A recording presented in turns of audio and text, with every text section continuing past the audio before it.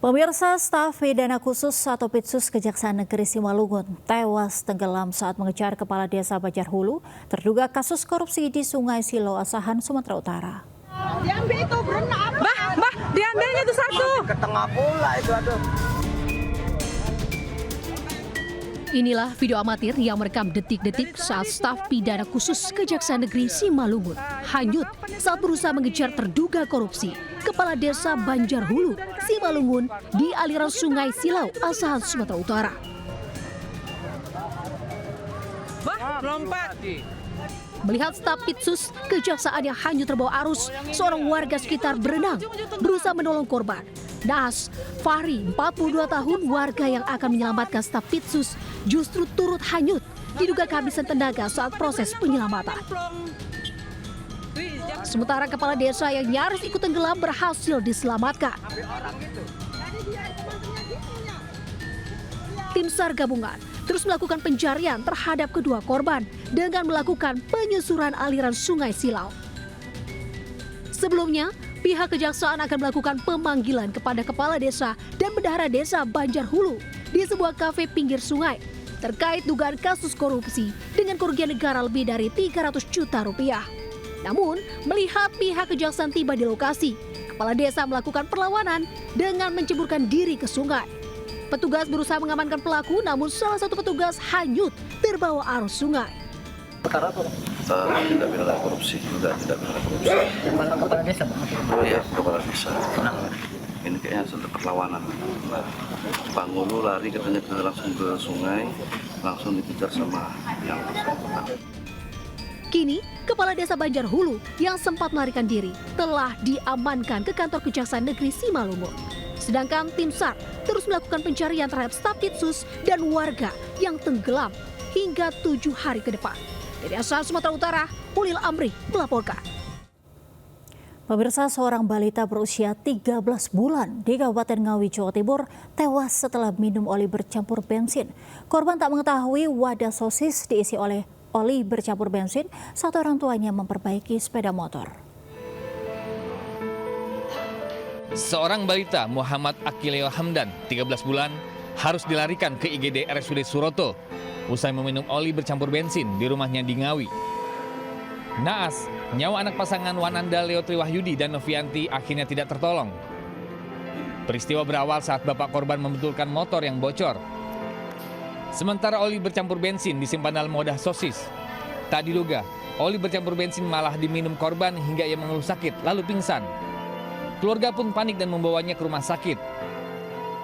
Proses biar maksudnya biar nggak kemana-mana gitu, biar nggak licin. Habis itu nggak pagi lupa buang lah, dia bangun, habis bangun itu mainan habis mandi mainan lagi, mainan apa saja namanya anak kecil.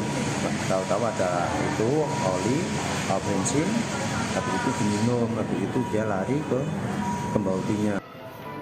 Mengetahui kejadian ini, polisi langsung mendatangi rumah sakit dan menanyakan penyebab pasti meninggalnya bayi berusia 13 bulan tersebut.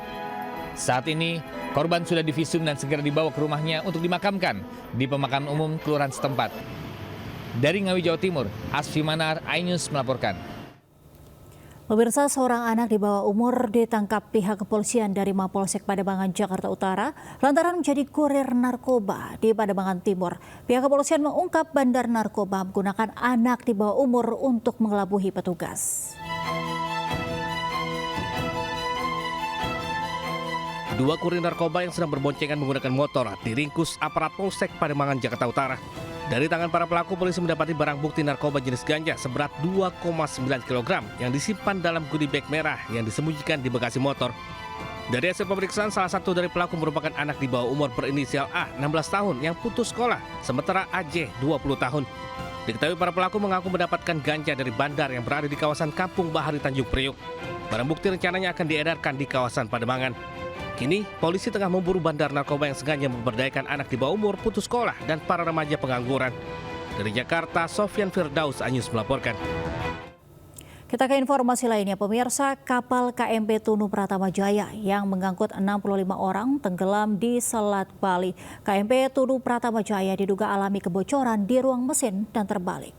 Utamakan keselamatan pelayaran dan bisa diinfokan untuk kondisi saat ini Tunu Pratama Jayanya gimana, Kep? Untuk Tunu Pratama Jaya sudah ini Pak, sudah blackout. Kita mendekat ini untuk life jacketnya juga sudah termonitor sama kita. Dan saya mencoba mendekat merapat, diusahakan berhubung juga ombak-ombak, gelombang juga Pak. Inilah percakapan tim penyelamat dengan petugas Local Port Service LPS Gilimanuk yang melaporkan bahwa kapal pihak KMP Tunu Pratama Jaya mengalami blackout hingga tenggelam dan terbalik di perairan Selat Bali. Sebelum tenggelam, kapal yang mengangkut 53 penumpang dan 12 kru ini sempat melapor ke dermaga bahwa kapal mengalami kerusakan mesin. KMP Tunu Pratama Jaya diduga mengalami kebocoran di ruang mesin dan terbalik. Salah satu penumpang bernama Syaiful menceritakan KMP Tunu Pratama Jaya dengan cepat tenggelam di Selat Bali. Warga Jember, Jawa Timur ini selamat setelah melompat sesaat sebelum kapal terbalik. Banyak kan, yang pakai pelampung, saya aja yang nggak pakai. Itu memang pelampungnya terbatas atau seperti apa? Apa karena situasi panik saja? Situasi panik mungkin Pak. Boleh diceritakan Bang, awal-awal itu tahu kapal mau oleng itu gimana? Ya tiba-tiba saya kan naik ke atas, tiduran, main HP, kok rame. Kok tiba-tiba kapal itu miring. Ya itu saya terus naik ke atas itu, terus miring-miring, cepet langsung loncat ya saya. Tapi pas Mas lompat itu ingat posisi kapalnya sudah miring ya, Sudah mau tenggelam, sudah mau kebalik dah. Bicara masalah keberadaan korban. Ada dua kemungkinan kalau korban ini sudah meninggalkan kapal atau bisa saja ada kemungkinan apakah ada yang terjebak. Jadi kemungkinan ada di dua itu. Hingga kini tim SAR gabungan masih melakukan pencarian terhadap penumpang KMP Tunu Pratama Jaya. Informasi sementara, sejumlah penumpang sudah berhasil ditemukan selamat di perairan selatan Jemberana dan beberapa orang diantaranya ditemukan meninggal dunia. Tim Liputan melaporkan. Pemirsa, 21 korban selamat tenggelamnya KMP Tunu Pratama Jaya dijemput keluarga di Pelabuhan Ketapang, Banyuwangi. Sementara 2 korban selamat lainnya masih menjalani perawatan medis di klinik Pelabuhan Gilimanuk. 21 penumpang KMP Tunu Pratama Jaya Kamis sore tiba di Pelabuhan Ketapang, Banyuwangi. Kedatangan mereka disambut keluarga yang sudah menunggu sejak dini hari. 21 penumpang yang tiba di Banyuwangi ini bagian dari 30 penumpang yang selamat setelah kapal yang mereka tumpangi tenggelam di Selat Bali. Sementara 7 penumpang lainnya sudah dijemput keluarganya di Pelabuhan Gilimanuk, Bali. 2 lainnya masih menjalani perawatan medis di klinik Pelabuhan Gilimanuk. Setibanya di Pelabuhan Ketapang, 21 penumpang ini menjalani pemeriksaan kesehatan. Selain membawa korban selamat, petugas dari tim gabungan ini juga membawa 6 penumpang yang meninggal dunia dan diserahkan ke pihak keluarga. Satu di antaranya balita usia 3 tahun. Dari Banyuwangi, Jawa Timur, Eris Utomo, iNews melaporkan. Kita ke informasi berikutnya, pemirsa. Diduga alami remblong, sebuah truk bermuatan obat nyamuk cair terjun ke jurang sedalam 10 meter dan terbakar di kawasan Sitinjau Laut, Padang, Sumatera Barat.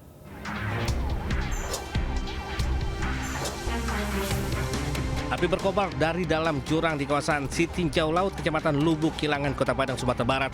Api berasal dari sebuah truk bermuatan obat nyamuk cair yang terjun ke dalam jurang sedalam 10 meter dan terbakar. Sopir dan kernet truk dievakuasi oleh warga dari dalam jurang dalam kondisi luka bakar. Mereka kemudian dilarikan ke Rumah Sakit Semen Padang untuk penanganan medis. Sementara itu, 1 unit armada damkar diterjunkan ke lokasi guna memadamkan api. Dari hasil penyelidikan sementara, diduga truk yang melaju dari arah Kabupaten Solok menuju Kota Padang ini mengalami remblong sehingga kehilangan kendali dan terjun ke dalam jurang. Dari Padang, Sumatera Barat, Budi Sunandar, iNews melaporkan. Pemirsa, curah hujan tinggi dan kondisi bangunan yang lapuk mengakibatkan sebuah tembok dan pagar sekolah SD di Pandeglang ambruk. Akibatnya 2 motor dan 3 gerobak pedagang rusak. Longsor SDN 3 Pandeglang. Warga berusaha mengevakuasi 2 unit sepeda motor dan 3 gerobak pedagang yang terkena reruntuhan tembok, penahan tanah atau TPT dan pagar sekolah SD Negeri Pandeglang 3 di Kelurahan Pandeglang, Kabupaten Pandeglang, Banten yang ambruk. Ambruknya tembok, penahan tanah, dan pagar ini lantaran intensitas hujan yang cukup deras mengguyur wilayah tersebut. Selain itu, usia yang cukup tua juga menjadi penyebab ambruknya bangunan. Di awal kejadian itu pas hujan deras itu agak sedikit turun itu tanah sedikit. Pas kita lihatin dari sini, lama-kelamaan itu makin gede longsornya. Jadi ada motor yang jatuh, yang gede Pak? Ada motor 2 sama gerobak 3 yang kena itu.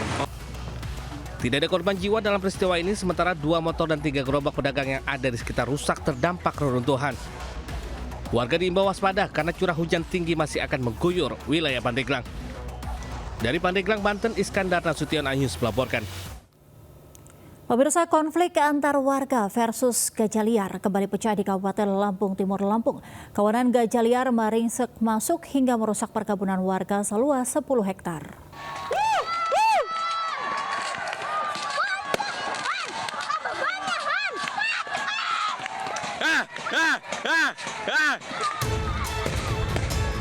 Kawanan gajah liar penghuni Taman Nasional Waikambas kembali memasuki wilayah permukiman warga. Kali ini, konflik warga versus gajah terjadi di Desa Braja Asri, Kecamatan Wai Jepara, Kabupaten Lampung Timur, Lampung. 6 ekor gajah dilaporkan telah mulai memasuki area persawahan warga. Masyarakat desa bersama aparat gabungan pun berusaha mengusir mamalia raksasa tersebut agar dapat kembali masuk ke habitatnya. Hingga berupaya selama kurang lebih 10 jam, gajah akhirnya kembali ke hutan kawasan Waikambas. Jumlah gajah 6 ekor, 5 dewasa, 1 anak. Upaya kita sendiri untuk mengatasi ini agar tidak terjadi lagi seperti apa, Pak? Ya, sampai saat ini kita baru bisa melakukan penjagaan dan penghalauan. Kejadian gajah masuk ke permukiman bukan baru kali ini terjadi. Kawanan gajah liar sudah terus keluar area hutan sejak 4 bulan terakhir. Warga pun mengaku telah merasa lelah menghalau gajah dan menuntut ganti rugi ke pemerintah atas seluruh kerugian yang mereka alami akibat ulah gajah liar tersebut. Dari Lampung Timur, Lampung, Tinus Ristanto, iNews melaporkan. Pemirsa, Partai Perindo resmi memberikan surat rekomendasi dukungan kepada pasangan Aksan Fisyawan dan Rustam Jasli dalam pemungutan suara ulang di Pilkada Kabupaten Bangka yang akan digelar Agustus 2025 mendatang. Pasangan ini dinilai mampu membawa perubahan serta mendorong perekonomian bagi masyarakat di Kabupaten Bangka. Ketua Umum DPP Partai Perindo Angela Tanusudibyo resmi memberikan surat rekomendasi dukungan kepada pasangan Aksan Fisyawan dan Rustam Jasli untuk maju dalam pemungutan suara ulang di Pilkada Kabupaten Bangka yang akan digelar Agustus 2025 mendatang. Partai Perindo menilai pasangan ini dekat dengan masyarakat dan memahami persoalan yang ada di Kabupaten Bangka. Partai yang dikenal dengan Partai Kita ini optimis pasangan Arus mampu membawa perubahan dan perbaikan untuk kesejahteraan masyarakat Bangka. Tentu ekonomi ya, jangka pendek ini program unggulannya kita ingin masyarakat itu kita bantu ya, kita bantu program unggulan kita dari pertanian, juga dari UMKM, yang terutama pertanian. Kita melihat potensi masyarakat itu bisa kita kembangkan. Kami pastikan bahwa Partai Perindo solid dari atas sampai ke bawah untuk memenangkan pasangan calon Pak Aksan dan Pak Rustam, atau tadi Arus Baru Bangka Maju. Jadi harapannya dengan dukungan ini kita juga berharap nanti setelah proses pemilihan dapat terpilih dan bisa membawa perubahan, perbaikan bagi masyarakat di Bangka, juga termasuk mendorong ekonomi bagi masyarakat. Setelah merekomendasikan dukungannya, seluruh pengurus, kader, dan simpatisan Partai Perindo di Kabupaten Bangka akan berjuang total memenangkan pasangan Aksan Fisyawan dan Rustam Jasli sebagai Bupati dan Wakil Bupati Kabupaten Bangka. Dari Jakarta, Bagus Prasetya Yudi Permana, iNews melaporkan. Kita ke informasi lainnya, pemirsa. Rombongan klub Oxford United tiba di Indonesia melalui Bandara Internasional Soekarno-Hatta, Tangerang, Banten. Oxford United menjadi salah satu klub dari Inggris yang diundang memeriahkan gelaran Piala Presiden 2025. Rombongan pemain serta ofisial klub Oxford United tiba di Terminal 3 Bandara Internasional Soekarno-Hatta, Tangerang, Banten, Kamis sore. Dua penggawa timnas Indonesia yang membela Oxford United, yakni Marcelino Ferdinand dan Ole Romani, juga hadir dalam rombongan. Marcelino mengungkapkan dirinya bersama tim akan memberikan yang terbaik di gelaran Piala Presiden 2025. Dirinya berpesan kepada para pemain dan ofisial Oxford United untuk menikmati budaya dan suasana di Indonesia. Komedan supporter juga menjadi salah satu ciri khas setiap laga sepak bola yang dimainkan di Stadion Kebanggaan Tanah Air. Ada hal yang sampaikan kepada teman-teman Oxford Team? Nikmati Indonesia dan semoga dapat di sini dan semoga supporter juga begini apa dan semua. Diketahui Oxford United tergabung di grup A bersama Liga 1 All-Star dan Arema FC selaku juara bertahan Piala Presiden. Dan grup B dihuni oleh juara Liga 1 Persib Bandung, runner-up Liga 1 Dewa United, serta Port FC dari Thailand. Oxford United akan mengawal kiprah dan menghadapi Liga 1 All-Stars 6 Juli mendatang di Stadion Utama Gelora Bung Karno, Jakarta. Dari Tangerang, Banten, Haus Negara, iNews melaporkan. Kita beralih ke informasi yang menginspirasi pemirsa. Musim liburan sekolah biasa dimanfaatkan orang tua menghabiskan waktu bersama sang buah hati. Pergi ke destinasi wisata alam, wahana bermain, atau pusat perbelanjaan sudah biasa. Ada alternatif wisata edukatif dan menyenangkan yang tak biasa, yakni wisata ke museum. Berikut informasinya untuk Anda.